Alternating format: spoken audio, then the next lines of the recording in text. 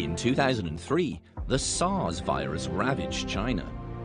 Since then, China has accelerated the construction of a national disease control and prevention system. Chinese hope that the system will help them respond better, faster, and smarter to another attack. The sudden outbreak of the COVID-19 put this system to the toughest test, as well as China's governance system.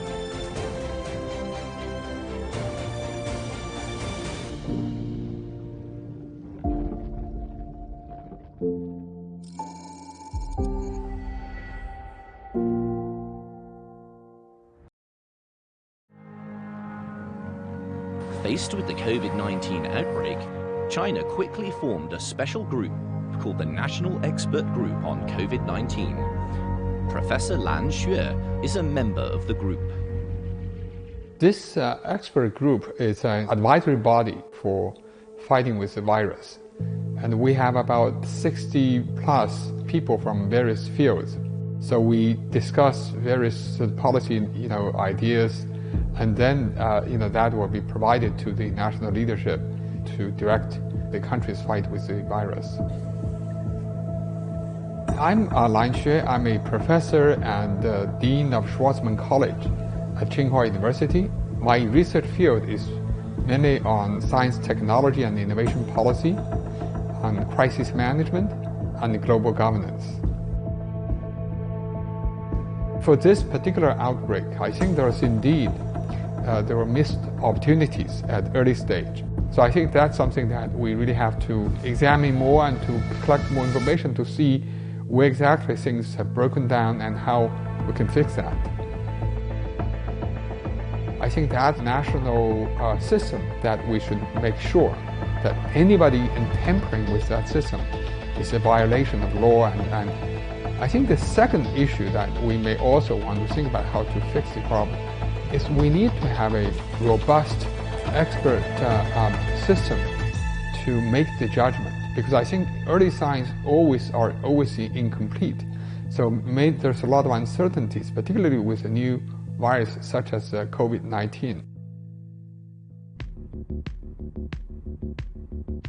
In just 2 months, the COVID-19 outbreak spread from Wuhan to other provinces in China, becoming a major public health emergency with the fastest transmission speed, the widest infection scope, and the greatest difficulty in prevention and control since the establishment of the People's Republic of China. On the contrary, to deal with COVID-19, this is the proof not for the failure, but for the vitality and the validity of the system we have. My name is He Yafei. I am currently pursuing an academic life, being a distinguished professor at Yanjing Academy of Peking University. Certainly we see some setbacks at the very beginning before we found the right path. But this is not a proof for the failure of China's governance of Chinese system. It is only a proof, once again, that China's political system, economic system, China's political setup is correct, is the right one, because it has the capacity to correct itself. If there is any shortcomings, any setbacks, it is very capable of correcting these things by itself, because it has the wide support of the people and has a very strong, down to the grassroots, a very strong governance system in place. The very different responses to the outbreak among countries with different social systems have aroused concerns and even led to debates about the best and the worst.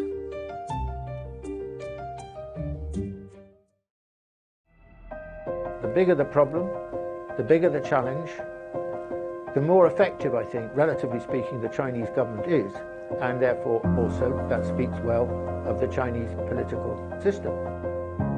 My name is Martin Jakes. Until recently, I was a senior fellow at Cambridge University. I don't think anyone who knows anything about China should be in the least bit surprised that China can construct 2 hospitals within 10 days or 2 weeks, incredibly short space of time. I mean, this is what the Chinese system is so good at doing, which is mobilizing resources and thinking ahead, thinking strategically.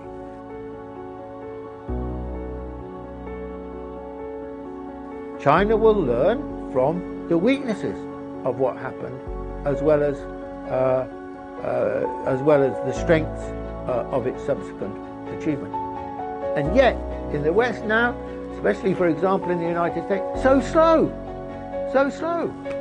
And the testing is so weak, so narrow. There's no excuse for this situation, because this has been around now for, what, over 2 months? That's a lot of time. The Chinese never had. So I think that what's happened does not prove that the Chinese system is, deeply flawed or something like that. Okay, it does reveal that the mistakes were made. It does reveal that there were some weaknesses. But, the bigger the crisis, the more likely mistakes are to be made. Why? Because you've got to make it up, because you don't have perfect knowledge.